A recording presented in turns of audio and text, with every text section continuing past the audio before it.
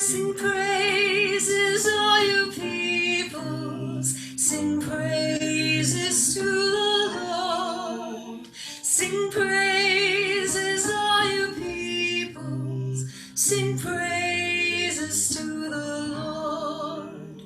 Sing praises, all you people. Sing praises to the Lord. Sing praises, all you people. Sing praises to the Lord. Sing praises, all you peoples. Sing praises to the Lord. Sing praises, all you peoples. Sing praises to the Lord.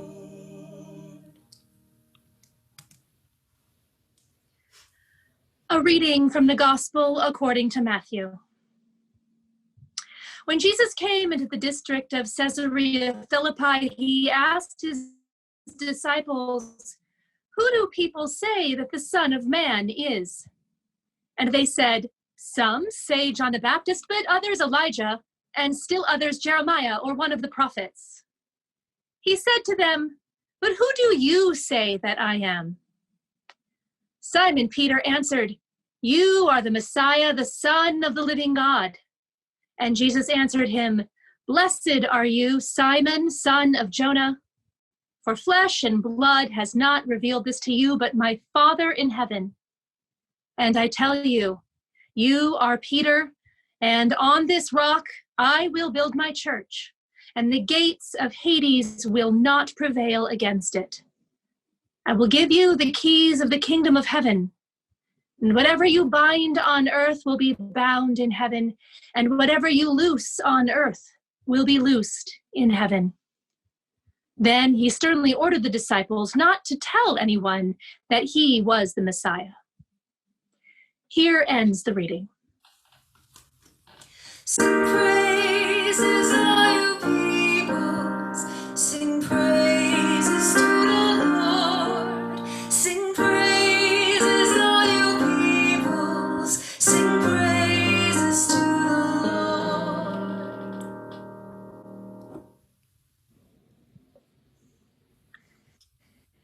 In our reading this evening from the Hebrew Scriptures, we have finished, after weeks and months, the soap opera level intrigue of and betrayals and reconciliations that fill the stories of Sarah and Abraham, Rebekah and Isaac, Jacob and Laban, Leah and Rachel, all the way down to the story of Joseph going down to Egypt. Joseph with his long sleeve coat of many colors and his troublesome and portentous dreams. And generations have passed, and the Israelites have settled in the land that Pharaoh gave them out of thanks to Joseph. They have lived and worked among the people of Egypt.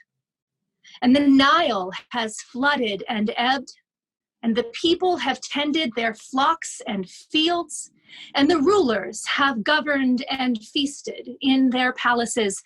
Civilization, with its religion and wealth and power, has exerted stabilizing order. Once upon a time. But always drama. After that phrase, after many years, a new Pharaoh comes, and something, although the text doesn't tell us, causes this Pharaoh to look around his kingdom, and instead of seeing the Israelites as peaceful and contributing members of the community, he decides he needs to reframe them as a threat. So he recasts these people whose culture and language and religion is a little different from the Egyptians as dangerous, as other. And he warns his people to be afraid. He uses all the power of his office to tweak the economy. He sets up a system that exploits the Hebrews for backbreaking manual labor in building trades and in fields. Their lives, the story tells us, were bitter. And we all know the story that will unfold over the next 40 chapters of the book of Exodus, or at least we know the highlights. The plagues, the Passover, the parting of the sea, stone tablets, a golden calf, and God's voice and presence always with God's people as they wander for years in the wilderness. This story is one of the most ancient and essential to our Christian faith, God bringing God's people from slavery into freedom. And this story has been told and retold over the generations to make sense of oppression and exile, of journeys and encounters with God. We can draw on this story this very evening in our own lives, in our communities and our economy and our world. Some people poised to flee fire, taking with them only what they can carry. Others working at great risk to their health and their lives to survive, trapped in an economic system that exploits them. And a leader who utters racist and nativist threats, trying to divide us from our neighbor, telling us to be afraid, and all of us at the mercy of a plague that keeps us apart from each other for 6 months now. But let's not rush ahead.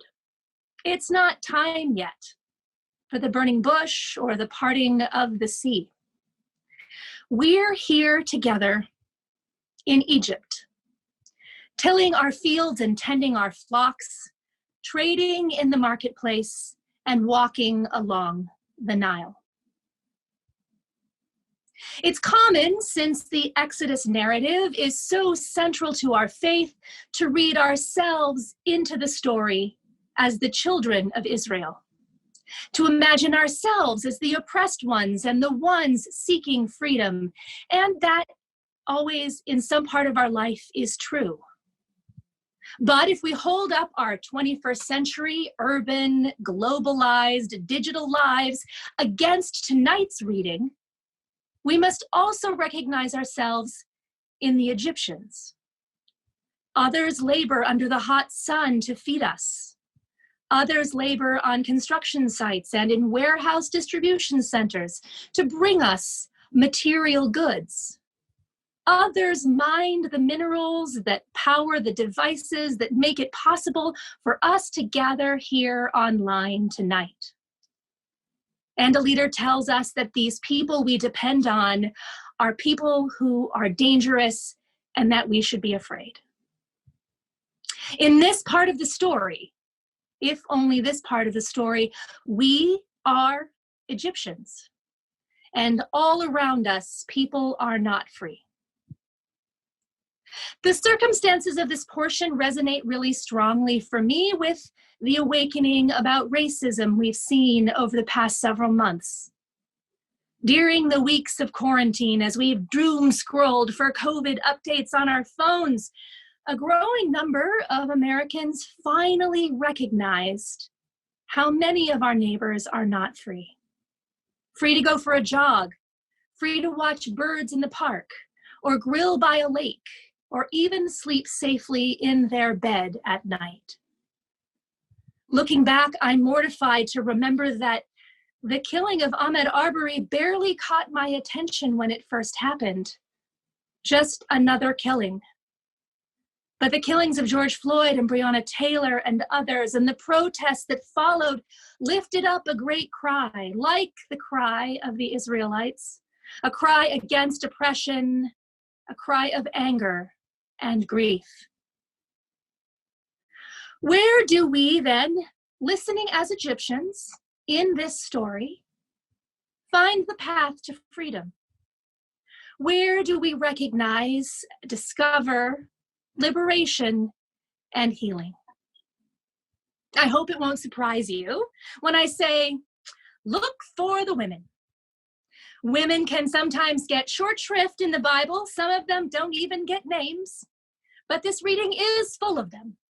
Women working to subvert oppressive structures, address injustice, and care for the vulnerable. First, we have the clever midwives, Shipra and Puah, Old Testament scholars, including my own Old Testament professor, Dr. Fentress Williams at VTS, have noted that the phrase Hebrew midwives can also be translated midwives to the Hebrews, that quite possibly Shiphrah and Puah were Egyptian women who refused Pharaoh's order to kill the baby boys among the Hebrews and played on his prejudices to get away with it. Oh, they're so vigorous, we can't possibly get there in time. We have Moses' mother, Jochebed, who followed the letter of the law, casting her child into the Nile, but safely in a boat made of rushes. And we meet Moses' little sister, Miriam, who tells a bold lie to Pharaoh's daughter that restores baby Moses to his mother's arms. But most of all, we find Pharaoh's daughter, an Egyptian, raised in the halls of power, whose lifestyle depended on the Hebrews laboring under her father's rule. But an Egyptian who is listening and watching the power dynamics around her, and whose heart is tender and open.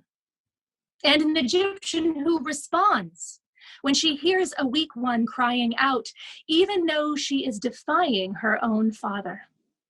This unnamed woman took pity on the people she met that day by the Nile. Those people who had been made so vulnerable by oppression and injustice, even though it probably made her super uncomfortable to act against the norms of her family and society. Also, she didn't pretend she didn't see what she was seeing. This must be one of the Hebrew children, she said. She didn't make up any stories to cover her story. And she didn't take advantage of Miriam and Jochebed. She paid them a fair wage. She used the privilege that she had as an Egyptian, as Pharaoh's daughter, to reunite a family that had been separated by injustice. She made a little oasis of freedom. She did what she could, where she was, with who she was. This unnamed Egyptian woman played an essential part in the story of God's salvation for God's people. And this is where we are too. God's people, looking for God's salvation, weary and waiting, oppressing and oppressed, anxious and hopeful, confined and fleeing, all of us folded in somewhere in this story of Exodus, all of us longing for freedom. As we wait together through this anxious time, through this stormy and smoky night and the pandemic uncertainty and the contentiousness of politics, let's not lose sight of the bravery of the women we meet in this story tonight. The midwives and mothers who saw pain and injustice around them, injustice they were part of, but still looked for a way to respond, who looked for a path towards caring, towards safety, and who made a way for God's freedom and love. We prayed tonight for God's help to bind the wounds of the world and loose the bonds of oppression. That feels like an enormous task, I know, but it's not just my task or your task. The work belongs to all of us, and ultimately to God. As we listen in silence and prayer tonight, amid all the challenges that surround us, I pray we can follow the example of Pharaoh's daughter, who softened her heart and stiffened her courage, responding to injustice and vulnerability with God's compassion and love. Amen.